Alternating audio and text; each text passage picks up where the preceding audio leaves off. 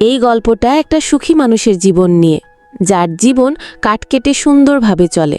ভোর হয়েছে, পাখি ডাকছে অনেক দূরে। একটা নদীর পাড়ে কাঠের তৈরি করা একটা সুন্দর বাড়িতে একজন কাঠুরিয়া বাস করত। সে প্রতিদিন সকালে ঘুম থেকে উঠে বনে যায় কাঠ কাটতে। সেই কাঠ কিছুটা বিক্রি করে আর কিছুটা রেখে দেয় রান্না করার জন্য। সে বনের পাখিদের গান শোনাতে থাকে আর মনের আনন্দে গাছ কেটে বাজারে নিয়ে যায়। বাজারে কাঠ বিক্রি করে সে।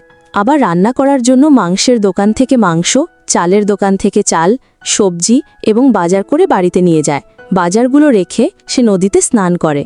স্নান সেরে সে অন্য একটি কাঠুরিয়ার কাছ থেকে ছোট ছোট কাঠের টুকরো নিয়ে আসে রান্না করার জন্য।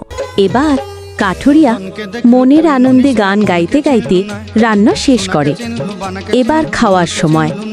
সারাদিন সব কাজ করার পরে নিজের রান্না করা সুস্বাদু খাবার খেতে বসল।